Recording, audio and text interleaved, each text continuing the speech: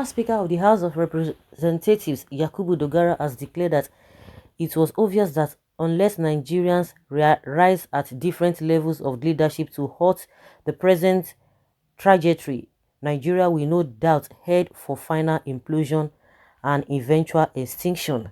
Yakubu Dogara, who delivered a keynote address with the theme Peace and Development in Nigeria, the pragmatic approach of a two-day peace and development summit organized by Sultan Masido Institute for Peace and Development Studies of the University of Abuja recently, said that as it is, we don't have to do anything for this to happen. All we need is not to do anything at all.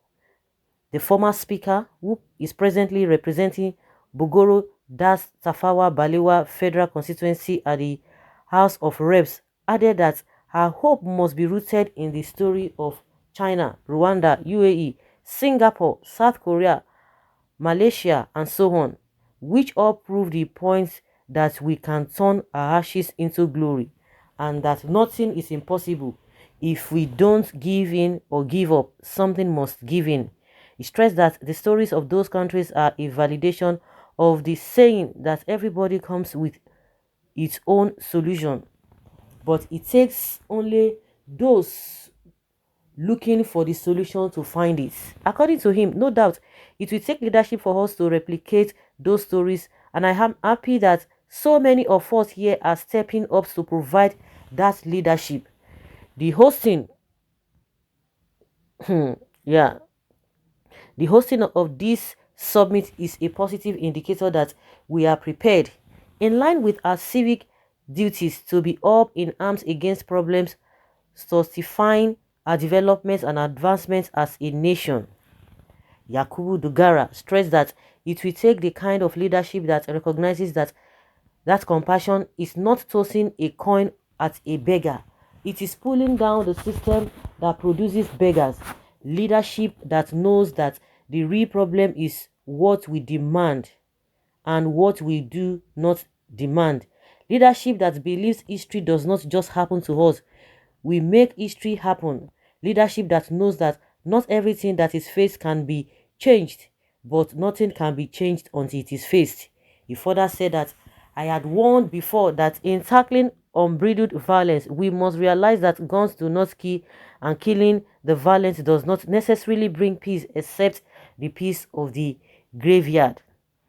We kill with our minds, and peace settles first in the mind before it is expressed.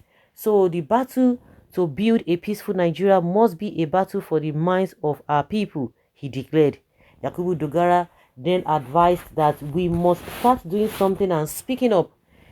They must not listen to us, but just because they won't listen to us, it's not enough reason to quiet or to quit. We cannot continue to remain mum and aloof and hope that somehow, someday, these radical events and voices will miraculously quieten and not grow louder. Our silence is no longer golden. He emphasized that every generation in history have had its moment to fight. This is our own moment. This is our Pharaoh and our Red Sea.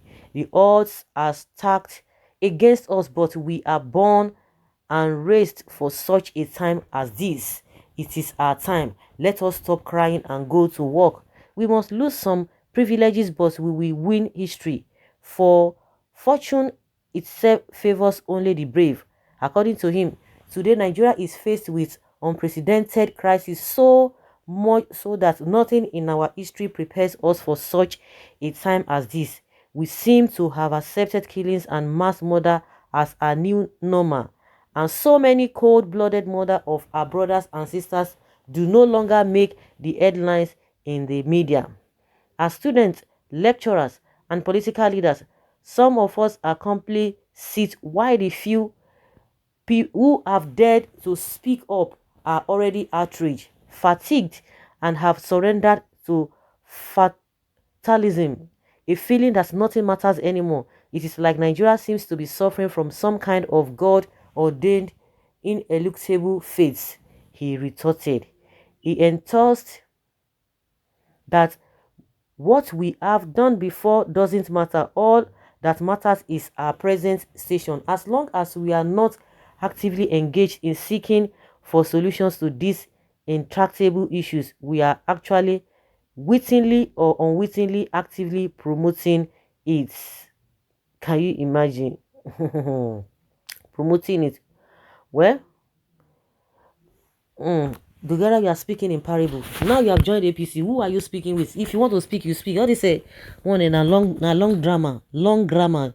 You know Buhari that you went to go and meet because when you defeated, they took you down to him. You should speak with him now. I don't know who they are talking with. You are now with the ruling party because all of you just jump from pillar to post.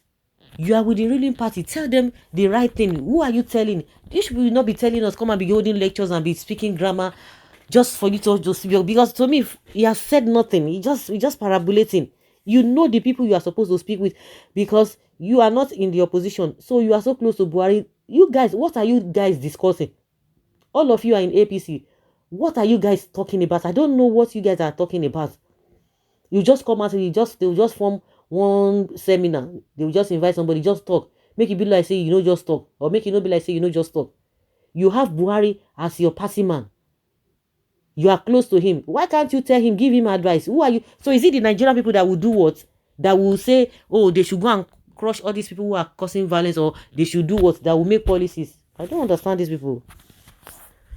You are speaking in parable. You have spoken nothing. There will never be peace where justice and equity do not exist. I thought Nnamdi Kanu and IPOB are the problem. Well spoken, Dogara. People like you have been quiet for too long. I hope it will not take another 20 years before you put your words into action. The North is gradually becoming a Taliban area. All you hear is 20 people killed, 100 people this, 100 people that. Rewrite the constitution and implement several abandoned recommendations equals to Nigeria of our dreams. And you couldn't do any formidable program or policy to that effect when you were speaker. They will just, that's it. That is it. They are feeling on top of the world. Now you see, what is this man's name? Femi Gbajabiamila and Ahmad Lawan now. You'll be wondering what they are doing. They are just there. Granting loan for Buhari to go and borrow. At the end of the day, they will give them part of the money to share. That is what they are doing.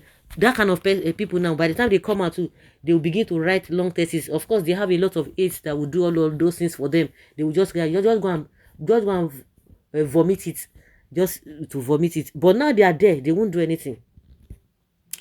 It's unfortunate. He couldn't do anything. The UN officials who wrote inanities about youth and implosion, who she please read this, and if you're capable, assimilate and ponder on the prognosis.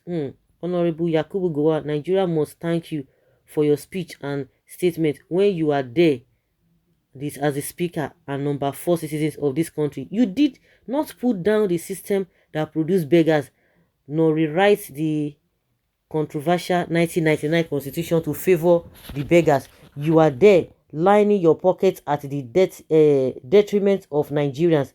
Your generation had gone without touching the lives of people. Right, you can't come back to deceive us again. Please stay aloof and watch events. Maybe when Southerners' agitations come to reality, you will rule the North. That is, you were there. I beg you.